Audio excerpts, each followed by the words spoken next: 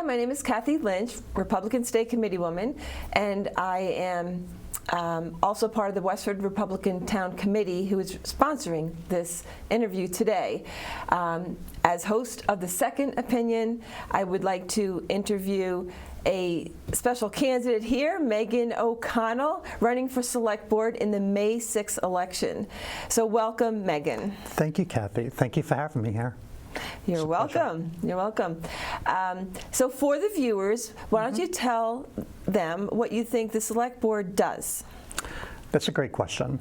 And I think there's some confusion about what the Select Board can and can't do. So the Select Board is, the top board in the town. It doesn't mean they control everything, but they can have more influence because they are more visible. But they do set warrants for the town meetings. They take positions on those warrants. They have influence over the budget process, not complete control, but have influence over the budget process. They have direct the town manager. The town manager reports into the Select Board, and that's probably where the Select Board has the most influence, over the town manager and all the departments that she controls. Fire, police, Veterans Affairs, Council on Aging, all of those things. So it's kind of a grab bag of things. They're not in control of everything. They don't have unlimited power, but they do have influence. And how often do they meet? Every other week, usually on Tuesdays, yes. Okay. What made you decide to run for this office? That's a great question. And it's not because I have nothing better to do with my life, but it's really because over the last few years, I've seen a lot of things happen in town where I've become more and more seeing that the Select Board and other areas in town don't necessarily represent the broader community. And we see that a lot in a lot of the recent town meetings where articles come up that might have unanimous Select Board approval that then get rejected at town meeting. And that happens repeatedly with a number of different articles. And so I initially became interested in running for the Select Board last year when we had the override debate. And I felt very strongly that the town needed to do a better job at looking to see where we could make, I call it level service cost savings. In other words, areas where we could save money without reducing the level of service that the town offers.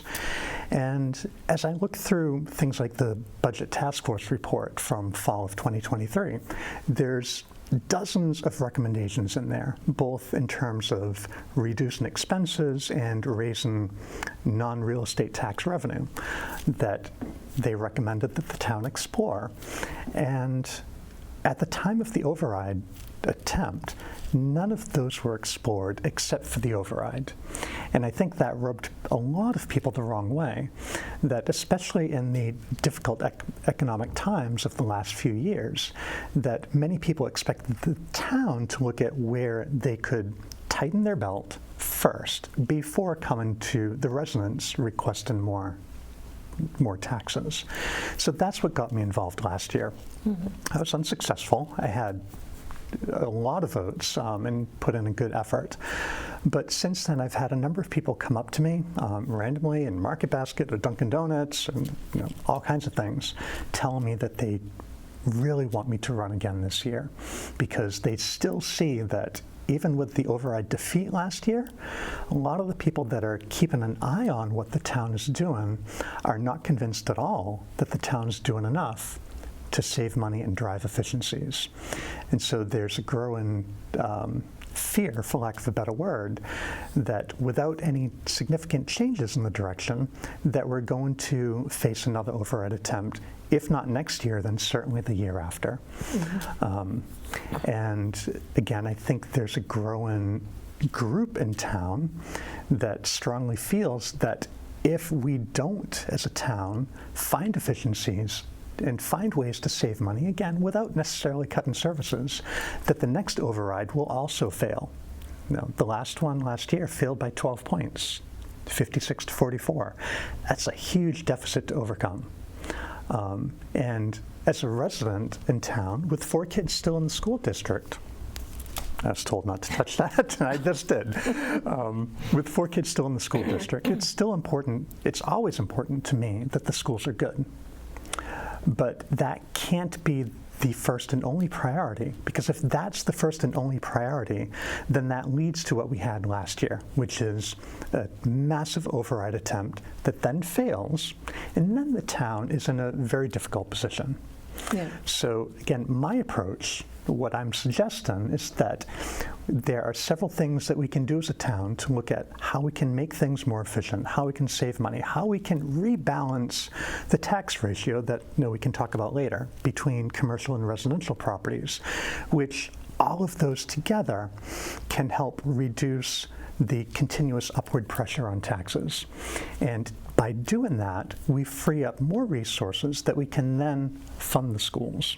Mm-hmm. So that's why I'm running again, because I've had many people over the last year tell me that they like what I'm talking about, they like what I'm proposing, they want someone on the select board that can raise these questions rather than just basically rubber stamp everything and go along with the flow. They want someone to question in a respectable manner why we're doing certain things, why we're spending money the way we're doing, and if there are options to meet the same goal at a lesser cost. Wow, that was a very thorough answer. I've given this a lot of thought. This is not a spur of the moment thing. What are you hearing out when you get out to the public in this town? Mm-hmm. What are you hearing from them that's a concern, or maybe something that they like, that they're happy about? But what's the word on the street? There's a lot of words on the street, and certainly there's a lot of things that people are happy about in the town. It's not exactly a rural town anymore. I mean, things change, and I think most people understand that. But the main word on the street is, again, concern about taxes and concern about people being able to afford to stay in town, especially, people that have been here for a long time or older. Some people have fixed incomes, some people have lower incomes, even when they're younger. Mm-hmm. And those people are very concerned about how quickly taxes are rising. And that's first and foremost what they want to see addressed, to slow that down, again, because they don't want to have to be forced to leave. Right. Myself, I've born and raised in Massachusetts, lived here my whole life, apart from college, and this is where my extended family is. This is where my memories are. This is where everything is. I don't want to leave and go south or go to the Midwest or anything like that, because this is where my roots are. By the same token, at some point, it's just not going to be viable to stay here anymore with taxes going up. Right now, my real estate taxes are more than my mortgage. Wow. That's just crazy. Yeah. That's crazy. It's like, you pay off your mortgage, but you still don't really own the house. Exactly. Because you're still paying another mortgage through taxes. Yep. And yeah, I hear that too from people. So tell me a little bit about how you compare to some of the other candidates, because there's 4 candidates for 2 positions. Yes. So what makes you stand out, and someone who people will want to definitely make sure they check the box for? There's a couple things that make me stand out. And first is my background. So I have a degree in engineering, biomedical engineering, which that in and of itself, a lot of people might not care. But that particular field in engineering is very multidisciplinary. So it's not like electrical or civil where it's focused on one area. It's focused on basically all of the sciences. But more to the point, for the last 30 years, I've worked in a variety of medical device and biotech companies in the area, primarily in quality. And in recent years, in the last 15 years, in leadership roles. And one of the primary, the fundamental aspect of my role is to understand the basic needs of all the various stakeholders.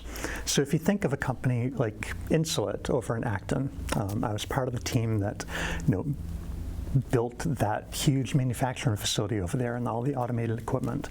But if you think of a company like that, you'll have, operations groups, you'll have sales groups, you have marketing, you have the customers. And all of them have, somewhat different needs, and sometimes they can be conflicting. And my job as a quality professional is to understand what those basic needs are from all those different groups and craft solutions that meet those. And the way I like to explain it, in my profession is that, some peers look at quality as very black and white, that it's something is either right or wrong, something is either, acceptable to the FDA or not, and that's almost never the case. Most of what I do is in the gray, and that's kind of by design. It's to allow companies to find the path that works best for them at any particular point in time. Again, meeting the needs of operations and sales and marketing and the patients. And that's, I think, the type of skill set that we need in town. If you look at some of my competitors, I guess is the right word for it. One of them, has a slogan that says, "A better Westford together," which on the surface sounds wonderful. But as I started thinking about that, I thought, well, that doesn't really mean anything, because you can ask a number of people in town what their vision is of a better Westford, and you'll get very different answers. There will be some people that say, well, for me, the better Westford might be building up a lot of multifamily, high-density buildings and make it walkable with stores in every corner, like in Arlington, where I lived before I came here. I'm not saying that's right or wrong, but that's one vision of what a better Westford might be. Someone else might say a better Westford might be, let's try to bring back some farms and orchards and maybe stop subdivisions, and can we eventually buy up subdivisions and turn them back into farms. And for some people, that might be what a better Westford is. And so when you just have a slogan that says better Westford together, but you don't specifically say what that means to you as a candidate or how you're going to get there, it's meaningless. Right. People can look at me and they can say, I think if they look at my platform and listen to me, they'll be very clear about what I envision the town becoming and the steps I propose to get there. And you can disagree with what I would like to see the town become, and that's fair. You can disagree with my proposals for how to get there. That's fair also. But you know where I stand. I think with at least two of the other candidates, I don't know where they stand. They have good slogans that feel good, but they don't mean anything when you really think about it. That's a really good and observant point, that there's a couple of content-free campaigns, perhaps. So we need to draw that out from them. Yes. And at the same time, I want to give you the opportunity to say where you stand on these. You have something. Here's your push card, and you've outlined some information on here. But whoever doesn't get this, here's your opportunity to say, what do you stand for? And then in the future, we can ask where they stand. Yep. That's a great question. And so there's a couple things, and I talked a little bit earlier about, some people look at funding the schools as the most important goal. And I look at it as that's the end result of other goals. And so if you look at, again, what I'm talking about, I talk about a number of things. One is, ways that we can keep Westford affordable, or at least keep Westford from becoming less affordable. Avoiding future Prop 2.5 override attempts, revitalizing our commercial base. And I also talk about bringing diversity of thought to our boards and committees. And I can talk about that in a minute, but I think that's critically important. And so if I go into each of those in a little bit more detail, as far as keeping Westford affordable, I think a lot of people are aware that there's a 530-unit development that's being planned for Powers Road. Some people are for it, some people are against it. But I think if you look into the details, that whether you're for or against it, most people will come to the conclusion that that approach does not lead to better affordability because it's being designed as, basically owned by a corporation that's going to rent out units at market rates. And market rates obviously increase year after year. So things don't become more affordable over time. I think that we had an opportunity, and I think there's still time to correct it, by using the special permit process to have more influence over making things more affordable. So for instance, if we had set aside the MBT zone in a different area of a town that is unlikely to be built up, we could comply with the law. And then if we wanted as a town to encourage the development on Powers Road, we could, if it was under the special permit process, we would have a few opportunities. One, we would have more influence over making it a multi-use development. So it would include some stores and restaurants and that sort of thing. And again, that's important for balancing our tax revenue. But there may also be an opportunity to find ways that the town can encourage different forms of ownership. And so if you look at the Princeton development, which I live very close to that, it's a fine development. There are lots of good people there, but it's all rentals, and they're not cheap. But if that type of development was simply converted into garden-style condos, similar to what you might see a mile down the road in Chelmsford or further down in Acton, you could buy those and have a mortgage that is less than your rental cost. And that actually makes things more affordable in the long term, because as the market increases, assuming you have a fixed rate mortgage, your mortgage is not going to increase. So as you get raises over the years and make more money, the proportion of income that you're paying for real estate decreases, as at the same time you're building equity that will make it easier for a young family, for instance, to eventually move into a single family home. So I think the town should look at how we can optimize our zoning laws to encourage that type of thing. Can we optimize our zoning laws to encourage subdivisions to be more like what we see in Nab or Forge, rather than the new development off Nutton Road, which start at $2 million plus? That's just not affordable for the vast majority of people. So that's the first part. The second part is avoiding a future Prop 2.5 override. That's going to be more difficult, and it will take a lot of work, but there are ways, and one of those ways that needs to be explored is our capital expenditures. Now, I sat in and listened to a lot of the capital plan committee meetings over the last 6 months, and it was frankly eye-opening. The number of requests that come in. And even though most of the requests were valid, that there was a valid need, for instance, at the recent town meeting, we approved a $1.4 million fire truck. They need a backup. Great, no problem with that. But what was missing was a discussion about other options to meet that need, rather than just automatically buy new at $1.4 million.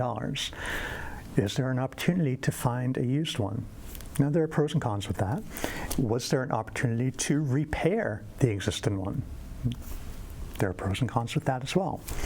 The same thing with a bucket truck for DPW. Instead of automatically going out and buying new to meet that need, are there other opportunities to, again, find something used? Can we enter into an agreement with Littleton or neighboring towns to kind of co-own a vehicle that we can share among towns? I've talked in the past year about bringing the school busing in-house with an analysis that shows we could save anywhere between $150,000 and $500,000 a year simply by doing so. And those are all examples of how we can save money without reducing the level of service. And again, it takes a lot of work doing that analysis, but we haven't even started to do that. But that's what we need to do in order to avoid future Prop 2.5 overrides. I do like that you are a problem solver. You like to look at more than one option, and I like that you're thinking. that's what I get paid to do, to think. Yes. Shouldn't be too much to ask, right? No, exactly. Yeah. Well, let me ask you a little bit about your personal life. Just Sure. You can just share a little bit more about Meghan, so people can know you as a person, Sure. not just the problem solver. Sure. So I mentioned before that I was born and raised in Massachusetts. We've lived here in Westford for about 7 years now. Before that, we lived in Arlington for about 15 years. I live here with my spouse and our 6 children. My 2 oldest are off in college, but my 4 youngest are still in schools here, 1 at WA and 3 at Blanchard. All girls, so you can imagine what that house is like. Every one of your children is a girl? Yes, okay. all 6. Okay. My 2 youngest, we actually adopted when they were young. One was 1.5, one was 2.5. We adopted them from China. So I have immigrants in my family. We're a multiracial family, but we did it legally. It took some time, but it was a fairly predictable process. Kind of convoluted, but no, we made it through. Yes. And tell me something that you enjoy doing, other than work. I enjoy lots of things. I don't always have time to do them. I love reading all kinds of books. I love going on bike rides. Where I live is fairly close to the Bruce Freeman Trail, and I take advantage of that, especially in the summer. Love that. When I was younger, I loved antique cars. And at some point in the future, I'll get back into that. But my first car, actually, is a car that I never ended up driving anywhere. It was a 1949 Cadillac that I purchased when I was 14 years old. It had been sitting outside with the windows open in someone's driveway for 20 years when I got it. So it was not drivable. And I had to strip everything down to the bare frame. The engine was beyond seized. The pistons were actually rusted to the cylinders. Most of them I had to drill out, literally drill the pistons out. Oh, you did that work? I did that. Wow. Rebuilt that entire engine myself and got it running. Oh, wow. Eventually I'd like to do that again, but it's too many other things going on right now. With 6 children, I know Yeah. 2 of them are out of the house, but that should keep you busy. Yeah, maybe 10 years down the road, something like that. But yeah. Right. Yeah. Okay, so let's hear how people can reach you and learn more about you. Yeah. So if they have any questions or they just need to know more, where do they go? Yep. There's several different ways. People can reach me on Facebook. I have my personal account, and I also have a Meghan O'Connell for Select Board account. They can reach me through there. I also have a website, which is vote-megan-o'connell.com. No apostrophe. We won't get into how much an apostrophe can cause problems in this day and age. They can also email me at meganoconnell4wsb@gmail.com. Now, is the 4 a number 4 or a FOR? 4 FOR. Okay, just like because this. I've seen it used both ways. Yes. Okay. Yep. That's great. So are there any final things that you want to discuss that we didn't talk about yet, or just a final thing you want to say to the audience? Yeah, that's a great question. I think what I would say is that we, as voters in town, have a very important choice on May 6th. We typically have a very low turnout, 10-12%, which is sad because the people that we elect in these town elections have a lot of influence over what happens down the road. And again, especially in terms of whether we face another big override or not next year. But what I would say to the voters is, don't assume that you know me. You may have heard things about me. You may disagree with some positions I've taken in the past, and that's perfectly fine. We don't have to agree on everything. In fact, I would be scared if everyone agreed with me. That would be a scary world. But I think everyone should say that. But what I would say is, look at what the candidates are proposing to do. Don't just listen to platitudes and things that sound great. Look into what their specific ideas are and what specifically they want to do and what specifically they want to accomplish. Again, make it objective, not a subjective feel-good, but objective. How will they judge their own success? And base your vote on that. And I think for most people, whether you supported the override last year or not, I would suggest that you should seriously consider voting for me. Because if we continue down this road of not looking to cut expenses, we will face another override, and it probably will be defeated. And then where will we be? We need to start looking at how we can look for those win-win situations where we can meet the core needs of everyone in Westford. That includes the schools, that includes public safety. It also includes those people that don't have a lot of income that can't afford tax increases. And that's what's going to bring the town together in the long term.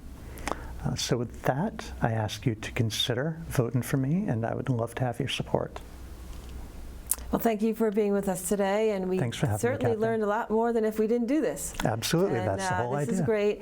My name is Kathy Lynch. I am the host for the Second Opinion show, and if you feel like you're getting only one side of the story, get a second opinion.